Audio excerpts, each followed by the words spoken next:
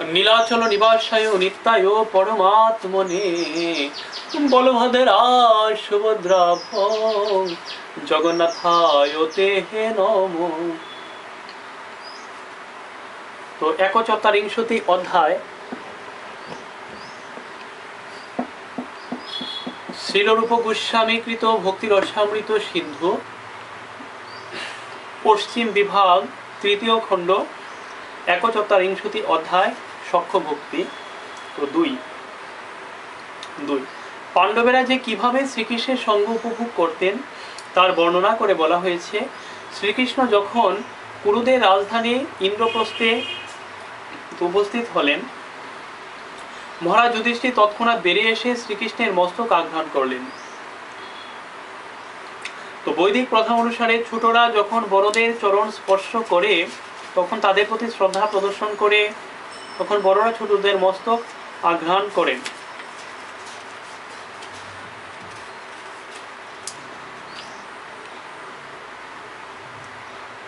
তো তেমনি ভীম ও অর্জুন মহা আনন্দে শ্রীকৃষ্ণকে জড়িয়ে ধরেছিলেন এবং দুই কনিষ্ঠ ভ্রাতা নকুল ও সহদেব অশ্রুপূর্ণ নয়নে শ্রীকৃষ্ণের চরণকমল স্পর্শ করে তাদের শ্রদ্ধা নিবেদন করেছিলেন।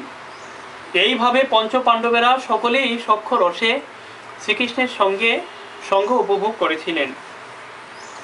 তো পঞ্চ পাণ্ডবদের মধ্যে অর্জুনই সবচাইতে অন্তরঙ্গভাবে শ্রীকৃষ্ণের সঙ্গে যুক্ত ছিলেন।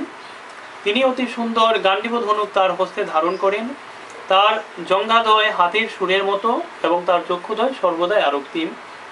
শ্রীকৃষ্ণ ও অর্জুন যখন একসঙ্গে রথে বিরাজমান ছিলেন তখন তাদের সেই অতুলনীয় সৌন্দর্য সকলে নেত্রকে আনন্দ দান করেছিল। কথিত আছে যে একসময় অর্জুন শ্রীকৃষ্ণের কোলে মাথা রেখে শুয়েছিলেন এবং শ্রীকৃষ্ণের সঙ্গে পরিহাস করে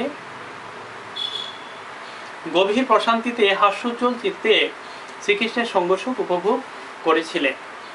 তো বৃন্দাবনের বয়স্করা এক পলকের জন্য শ্রীকৃষ্ণের অদর্শন হলে অত্যন্ত বিচলিত হয়ে পড়েন। বৃন্দাবনের বয়স্কদের উদ্দেশ্যে প্রার্থনা করে এক ভক্ত বলেছেন, শ্রীকৃষ্ণের সমস্ত বয়স্কদের জয় হোক, যাদের বয়স গুণাবলী লীলা বসন ও সৌন্দর্য ঠিক শ্রীকৃষ্ণেরই মতো। তারা তাল পাতার বাঁশি বাজান এবং তাদের সকলেরই শ্রীকৃষ্ণের মতো ইন্দ্রনীল মণি প্রবাল ও স্বর্ণের দ্বারা অলঙ্কৃত শৃঙ্গার রয়েছে। তারা সকলেই শ্রীকৃষ্ণের মতো আনন্দ উজ্জ্বল। শ্রীকৃষ্ণের এই মহান সমস্ত পার্শ্বদেরা নিরন্তর আমাদের রক্ষা করুন। তো বৃন্দাবনের বয়স্কদের সঙ্গে শ্রীকৃষ্ণের সখা এত অন্তরঙ্গ যে তারা কখনো কখনো নিজেদের শ্রীকৃষ্ণের সমান বলে মনে করেন।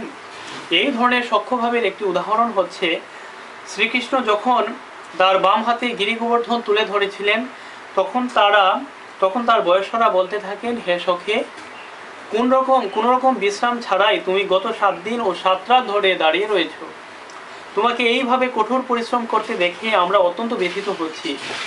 তাই আমাদের মনে হয় আর এইভাবে এই পর্ব ধারণ করে তোমার আর দাঁড়িয়ে থাকা উচিত নয়। তুমি এখন তা শ্রীরামের হাতে দিয়ে দিতে পারো। তোমাকে এই অবস্থায় দেখে আমরা অত্যন্ত মর্মাহত হচ্ছি। তুমি যদি মনে করো যে শ্রীরাম গিরি গোবর্ধন ধারণ করতে সক্ষম হবে না, তাহলে অন্তত তুমি সেই পর্বতটিকে তোমার বাম হাত থেকে ডান হাতে স্থানান্তরিত করো, যাতে আমরা তোমার বাম হাতটি মালিশ করে দিতে পারি। বয়স্করা যে কিভাবে তাদের শ্রীকৃষ্ণের সমান বলে মনে করতেন, এটি সেই অন্তরঙ্গ ভাবের একটি দৃষ্টান্ত। তো শ্রীমদ্ ভাগবতের 10ম স্কন্ধে 10, 12, 11 সুখদেব গোস্বামী পরীক্ষিত মহারাজকে বলছেন, হে রাজন, তত্ত্বদ্রষ্টা পরমার্থবাদীদের কাছে শ্রীকৃষ্ণ হচ্ছেন পরমেশ্বর ভগবান, নির্বিশেষবাদীদের কাছে তিনি হচ্ছেন ব্রহ্মসুখ, ভক্তদের কাছে তিনি হচ্ছেন পরমারাধ্য পরম প্রভু, আর মায়াবদ্ধ জীবের কাছে তিনি হচ্ছেন একজন সাধারণ মানব শিশু। এই সমস্ত গোপ বালকেরা সেই পরমেশ্বর ভগবানের সমপর্যায়ে ভুক্ত হয়ে তার সঙ্গে খেলা করছেন।